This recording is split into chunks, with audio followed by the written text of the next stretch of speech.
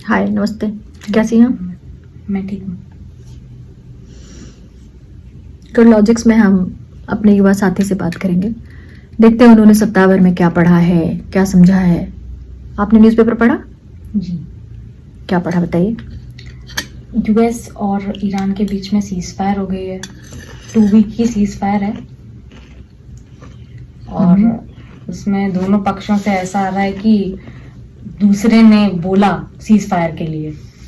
ऐसा समझ नहीं आ रहा है कि किसने प्रपोज किया कि सीज फायर होनी चाहिए, कुछ समझ नहीं आया न्यूज़ में। पर जो ईरानियंस हैं वो अपना जश्न मना रहे हैं और जो यूएस है वो कह रहा है कि हमने मर्सी। आपको ईरान अच्छा लगता है कि अमेरिका अच्छा लगता है? ईरान। क्यों? क्योंकि उन लोगों में यूनिटी है और वो कभी कोई मतलब किसी की डेथ होती है तो वो खुल के बताते हैं। अच्छा, बताते नहीं है। ये बात हो गई कि वो ईमानदार है। हाँ, यूनिटी की परिभाषा ये तो नहीं है, मतलब ईमानदार है इसलिए बता देते हैं। ईमानदार है और यूनिटी लोगों में। और आपको लगता है कि बाकी देश छिपाते हैं? कौन छिपाया? किसने छिपाया? अभी ऐसी न्यूज आ रही थी कि नेतन मतलब कि हाँ, इजराइल के, हाँ, नेतन्याहू, उनकी डेथ हो गई पर पता नहीं चल पा रहा था उनकी डेथ हुई है कि नहीं हुई है। अच्छा, तो आप क्या चाहती थी? मतलब पता चलना चाहते थे कि सच क्या है। सच नहीं पता चल पा रहा था। ओके। किताब क्या पढ़ी आपने? Discovery of India. ओके, हाँ, आपके तो हाँ, उसमें मुझे नेहरू जी की बात एक बहुत अच्छी लगी कि वो इंडिया को जब एड्रेस करते थे तो वो उसको एक व्यक्ति के रूप में एड्रेस करते हैं, उसको पर्सोनिफाई करते हैं कि वो एक लैंड नहीं है, पीस ऑफ लैंड नहीं है, वो एक इंसान है। इंडिया एक इंसान है। हाँ, व्यक्ति। हाँ, व्यक्ति। ओके। और एक बार वो गैदरिंग में थे, मतलब लोगों की गैदरिंग थी, तो जब वो आए तो उनको वो ग्रीट किया गया कि भारत माता की जय। ओके। तो उन्होंने पूछा लोगों से भारत माता की जय मतलब कि विक्ट्री ऑफ द मदरलैंड, ठीक है, मदर इंडिया। तो वो पूछते थे कि किसकी विक्ट्री, किसकी जीत, कौन भारत माता कौन है। जैसे उन्होंने लोगों से पूछा तो लोगों ने बोला कि लोगों को समझ नहीं आया, वो एक दूसरे का चेहरा देखने लग गए। अच्छा। हाँ, तो एक जाट आया। जाट। ओके। उन्होंने बोला कि ये धरती, जो धरती है हमारी, हम उसकी बात कर रहे हैं, उसकी जय कर रहे हैं। तो उन्होंने पूछा कौन सी धरती, ये तुम्हारे गांव की धरती या फिर जहाँ यहाँ पे जितने गांव हैं उनकी धरती या पूरे भारत की धरती। फिर उन्होंने ये ऐसी बात चलती रही। तब उन्होंने लोगों को बताया कि भारत माता कुछ और नहीं, कोई धरती नहीं है, ये लोग हैं। भारत मतलब भारत के लोग। इम्पोर्टेंट बात है। बहुत पहले ही जवाहरलाल नेहरू ने इस भारत के लोगों को समझाया कि भारत देश कोई एक भौगोलिक इलाका मात्र नहीं है। इसको सिर्फ ये मत समझिए कि कोई भौगोलिक इलाका है और हम ये कह दें कि राष्ट्र प्रथम, देश प्रथम, इसका मतलब कोई जमीन है या कोई एरिया है, कोई बाउंड्री है। भारत माता का मतलब होता है भारत के लोग, मतलब भारत का एक एक व्यक्ति, यही कहने का मतलब है ना? हाँ। ओके, बिल्कुल सही बात। भारत की भौगोलिक स्थिति जो भी है वो इसीलिए बहुत ज्यादा इम्पोर्टेंट है क्योंकि लोग उसको इम्पोर्टेंट समझते हैं। यहाँ पे इतनी रिसोर्सेज हैं, लोग उसको रिसोर्सेज समझते हैं, इसीलिए वो रिसोर्सेज। अगर लोग ही नहीं होंगे तो वो रिसोर्सेज कोई नहीं कहेगा, वो रिसोर्सेज नहीं रहेंगी वो। ओके, ठीक है। और क्या पढ़ा? और मतलब मैंने ये पढ़ा कि वो इलेक्शन में आपकी काफी रुचि है। इलेक्शन तो चल रहे हैं। इलेक्शन में किसी नेता सबसे ज्यादा अच्छा प्रचार किस नेता ने किया? आपकी निगाह में कोई आया कि आपको लगा कि अरे वाह क्या बात है, इसने बहुत अच्छा प्रचार किया है, जो इस वादा कर रहा है ये जरूर पूरा करेगा? ऐसा तो मुझे कोई ध्यान नहीं आया। ममता जी तो लग रहा था। ममता जी ने क्या कहा? हाँ, मतलब ममता जी महिलाओं के लिए बहुत काम करती हैं। और आपको पता है कि इस बार जब SIR हुआ तो हर एक डिस्ट्रिक्ट में, मतलब जो बहुत इंपॉर्टेंट डिस्ट्रिक्ट है, जो भाजपा ये समझती है कि इसको जीतना उसके नाक का मसला है, कभी भी वहां जीत नहीं पाते। बंगाल में वो कभी नहीं जीत पाते क्योंकि बंगाल की जो जनता है वो बहुत एक्सपीरियंस्ड है। एक तरीके से उसको पता है, काफी कुछ पता है। उसका एक उसकी एक अंडरस्टैंडिंग है। तो वहां पर महिलाओं को ही सबसे ज्यादा बाहर किया गया है इलेक्शन में। SIR के थ्रू अगर बहुत सारी महिलाओं को बाहर ही कर दिया जाएगा, जो मतदान सूची होती है एक, उस मतदान सूची से बहुत सारी औरतों को बाहर कर दिया गया, तो अब वो चुनाव ही नहीं, भाग ही नहीं ले पाएंगी, अपना वोट दे ही नहीं पाएंगी। और जब ये सभी लोग सुप्रीम कोर्ट गए तो सुप्रीम कोर्ट ने मना कर दिया फिलहाल कि अभी इस पर हम कोई बात नहीं करेंगे। तो इस तरीके से सुप्रीम कोर्ट ने ECI का साथ दिया और ECI ने उन्हें बाहर किया।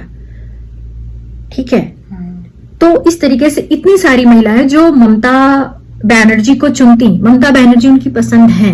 कारण यह है कि वो एक तो महिला है, बहुत ही तेज तर्रार महिला है, और पुरुष वर्ग उनको बहुत पसंद भी नहीं करता। और वो इतने सालों से महिलाओं के लिए काम करती भी है। वो बहुत सारी, उनके दल में बहुत सारी महिलाएं भी हैं, तो महिलाओं को ही उस वोटर लिस्ट से बाहर कर दिया गया। इसका असर पड़ेगा भी। लोग ये कह रहे हैं कि जैसे आपने पिछली एपिसोड में कहा भी था कि ECI निष्पक्ष नहीं है, तो यहां पे बिल्कुल क्लियर दिखाई दे रहा है कि ECI निष्पक्ष नहीं है। वो मंत्री जो हैं वो वादे करते हैं कि वो घुसपैठिए बाहर निकालेंगे। ECI घुसपैठियों की एक लिस्ट बनाता है, जिससे आपको लगे कि ये घुसपैठी हैं, तभी तो ECI ने लिस्ट बनाया है, क्योंकि आपको ECI पे भरोसा था, रहा है, ऐतिहासिक संस्थान है, लेकिन वो धोखा दे रहा है बीच में। और फिर जब वो जाते हैं सुप्रीम कोर्ट, तो सुप्रीम कोर्ट भी उसे मना कर देता है। अब आप देखिए कि मंत्री वादा करता है, वो लिस्ट बनाते हैं, वो भी उनका साथ देते हैं, और एंड टाइम चुनाव पर वो लोग चुनाव में भाग नहीं ले पाते।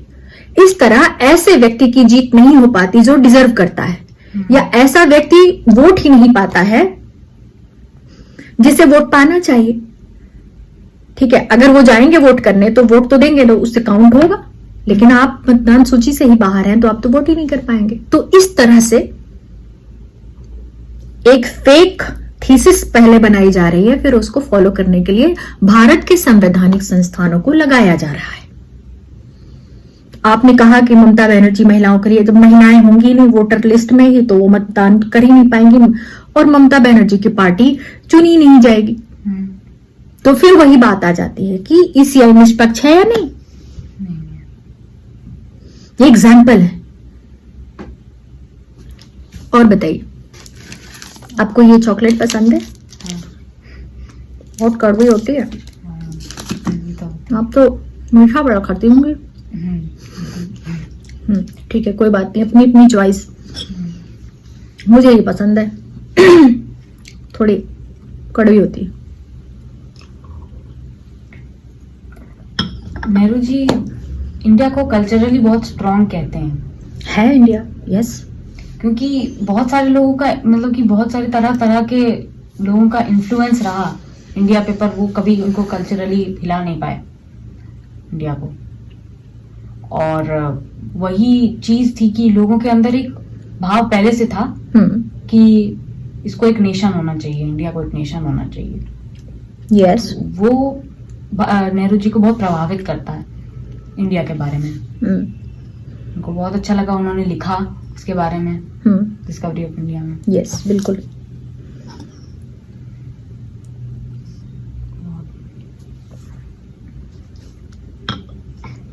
आप क्या समझते हैं कल्चर से? कल्चर मतलब कि लोग कैसे रहते हैं, उनका रहने का तरीका, वो सुबह से लेकर के रात तक क्या क्या चीजें करते हैं, किस तरीके से करते हैं, सबका अलग अलग होता है। और इंडिया आपको क्या लगता है 2014 से हमारे भारत का कल्चर कुछ बदला है? आप तो खैर बहुत छोटी हैं, फिर भी आप पिछले 5-6 सालों से तो महसूस कर भी रही होंगी। तो आपको क्या लगता है, आपके स्कूल का माहौल कैसा है? आप स्कूल से बस में आती हैं तो उसका माहौल कैसा है? आपके सीनियर्स आपसे कैसी बातें करते हैं? आपके जूनियर्स आपको रिस्पेक्ट देते हैं या नहीं? आपके टीचर्स क्या कहते हैं? आपको क्या लगता है? स्टूडेंट्स का तो यही है कि वो रिस्पेक्ट नहीं करते हैं, सीनियर्स की रिस्पेक्ट नहीं करते हैं। बहुत कम ही आपको दिखेंगे। मैं तो बोलती हूँ दीदी भैया करके बोलते हैं, पर बहुत सारे जो स्टूडेंट्स हैं वो नहीं करते हैं, तो मुझे वो खराब भी लगता है। आपको क्या खराब लगता है कि उनको किस तरीके से अपने जूनियर्स की रिस्पेक्ट करनी चाहिए और वो चीज गायब है?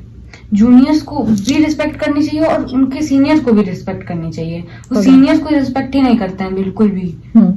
अगर सीनियर थोड़े अच्छे हैं, लीनियंट हैं, तो वो फिर उनको ना भैया बोलेंगे ना दीदी बोलेंगे, कुछ नहीं करेंगे, और फिर वो मतलब कि डांटेंगे ऐसे करके, ऐसा लगेगा कि वो जूनियर ही नहीं, वो सीनियर है। हाँ, नॉर्थ इंडिया में भैया दीदी का कल्चर है। वैसे आप केरल चली जाएंगे तो केरल के स्कूलों में सर और मैडम कहते हैं। आपने मतलब चाहे वो छोटी बच्ची हो मैडम ही बोलेंगे, मैम बोलेंगे। बड़ा होगा तो भी मैम बोले, बड़ी होगी तो भी मैम बोलेंगे। तो सर और मैडम का कल्चर है वहाँ स्कूलों में। कोई दीदी और भैया ऐसा नहीं कहता। तो हाँ, बिल्कुल भौगोलिक है, ये भी कल्चर का हिस्सा है कि नॉर्थ में स्कूलों में कैसे रिस्पेक्ट करते हैं और साउथ में कैसे रिस्पेक्ट करते हैं। तो बहुत सिंपल है, सर मैडम। तो एक बड़ा 12th का स्टूडेंट भी अपनी छोटी क्लास में अपनी जूनियर को क्लास 6th में पढ़ने वाली स्टूडेंट को मैम कहता है। तो सर मैडम कह के ही वो पुकारते हैं। पर यहाँ हाँ, भाई बहन, भैया बहन, दीदी का कल्चर है तो बोलना तो चाहिए। और वो राजनीतिक बातों में कैसी बातें करते हैं? क्या आपको लगता है कि ज्यादातर स्टूडेंट पॉलिटिकली प्रभावित हो गए हैं? क्या लगता है आपको? आज तक सबसे खराब क्या लगा जो आपको लगता रहा होगा कि आपने जो अभी तक जाना है उससे बिल्कुल विपरीत बातें हो रही हैं? हाँ, मैंने जब बात की तो मैंने सोचा कि जब राम मंदिर बना था तो बहुत लोग बेघर हो गए थे। हाँ, हुए थे। मैंने जब ये बात की तो लोग कह रहे थे कि हमको उससे क्या मतलब, राम मंदिर बन गया हमारा। ये स्टूडेंट्स बात कर रहे थे। तो मैंने सोचा कि लोगों के अंदर कोई संवेदनशीलता बची ही नहीं है।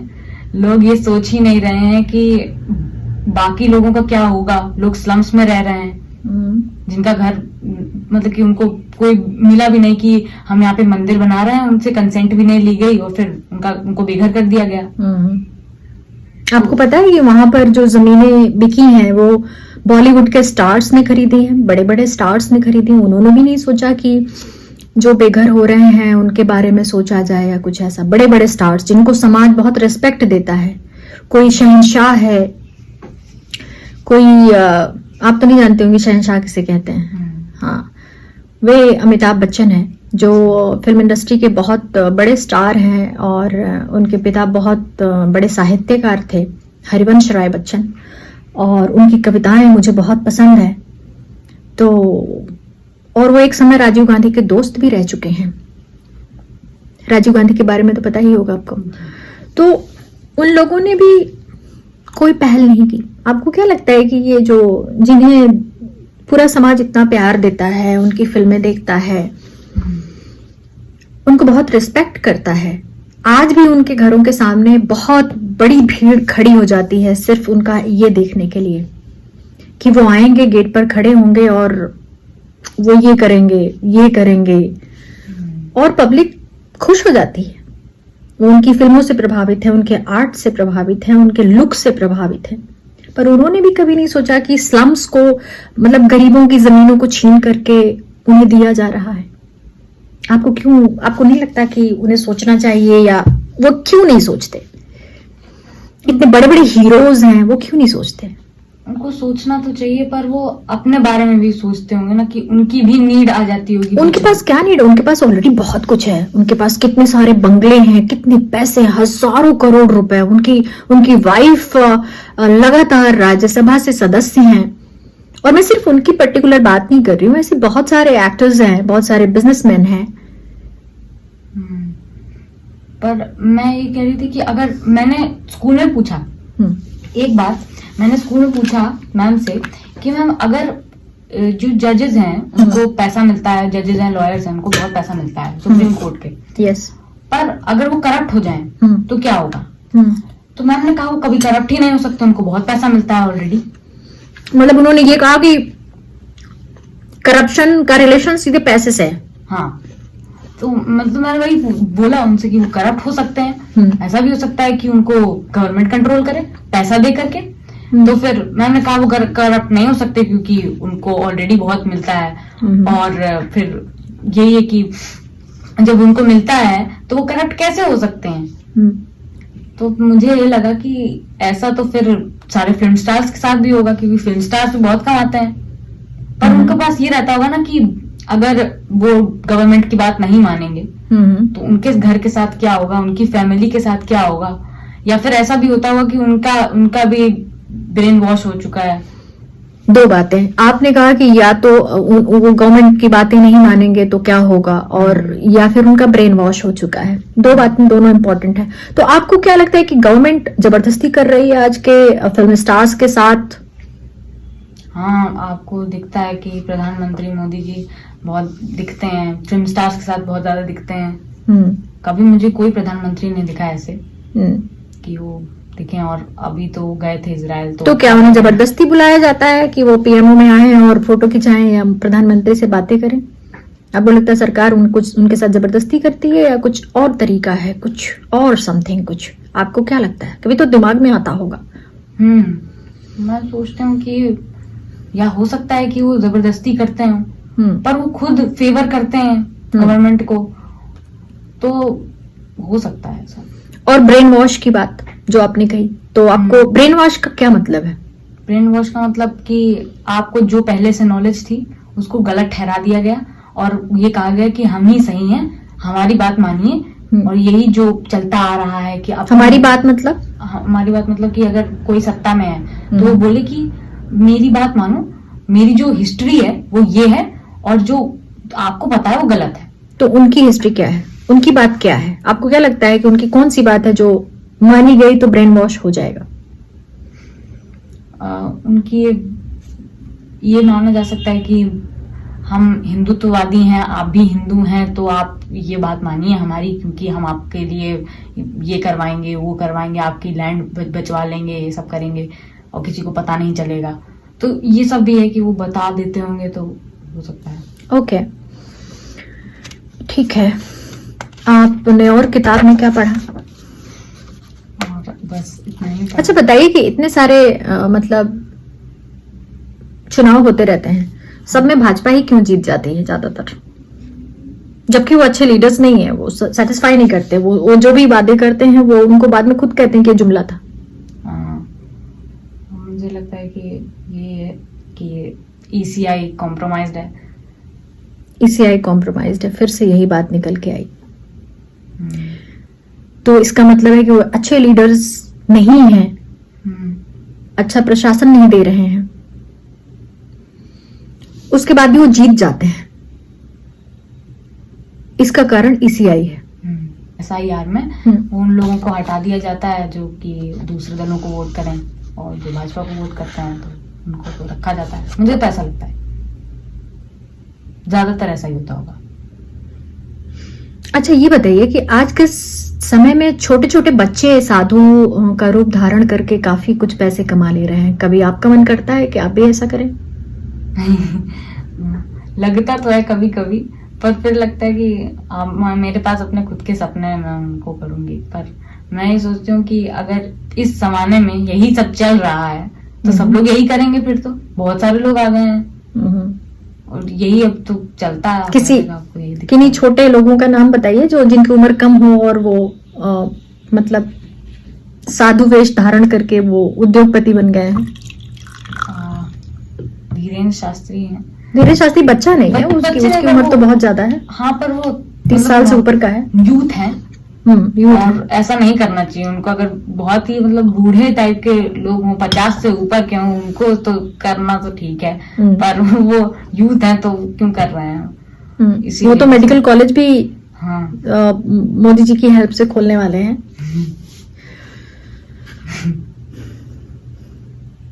तो खैर मैं क्या पूछूं, बहुत सारे सवाल होते हैं। हमें इस बात का ध्यान रखना होता है कि एक यूथ से कैसे बात की जाए, एक यूथ के सामने कौन सी बात की जाए जिससे उसको असुरक्षा का भाव पैदा ना हो उसके अंदर। तो ये सब सोचना समझना पड़ता है। लेकिन हाँ, स्थितियां ठीक तो नहीं है और घर लॉजिक्स में अपने इनके लॉजिक हैं और वो ठीक भी हैं। एक युवा के रूप में भी एक महिला के रूप में भी। पर ये जरूर है कि सरकार ने बच्चियों को, लड़कियों को बहुत सुरक्षित कर दिया है। बाबाओं के और सन्यास के रूप में जो एक गलत लोगों की स्थापना कर दी है, वो इससे फाइट करना इतना आसान नहीं होगा। इससे फाइट करना बहुत मुश्किल होगा, नामुमकिन होगा। अगर सरकारें बदली भी तो ये एक दबाव समूह के रूप में, एक फ्रॉड समूह के रूप में इस तरह देश की नींव को दीमकों की तरह खाएंगे जिससे ये देश कभी निजात नहीं पा पाएगा। तो ये सारी स्थितियां हैं। हमारे देश के बहुत बड़े बड़े आईपीएस ऑफिसर्स भी इन बाबाओं के चरणों में सर नवाते हैं। पुलिस ऑफिसर्स उनसे आशीर्वाद लेते हैं। एक बाबा तो बिस्लेरी का पानी लेकर के उसको फूंकता है, थूकता है, कुछ करता है, और उससे बहुत सारे पुलिस लोग आशीर्वाद ले रहे हैं। पुलिस को क्या जरूरत है आशीर्वाद लेने की? कानून और व्यवस्था का काम करना चाहिए। कहने का मतलब है कि यहाँ बाबा साधु का वेश धारण करके उद्योग चलाते हैं। प्रशासन के लोग प्रशासन में जाकर के कहते हैं कि हम तपस्वी हैं। भारत के ऑफिसेस को सेवा तीर्थ का नाम दिया जाता है। समझ में नहीं आता कि कौन सी खिचड़ी चल रही है। धर्म और प्रशासन की एक ऐसी खिचड़ी चल रही है जिसमें कोई जिम्मेदारी नहीं। बस ठीक है, आप और पढ़िए और एक्सप्लोर करिए। चाय पीते हैं थोड़ी देर। चाय पीने में ज्यादा सुकून होता है। टाटा।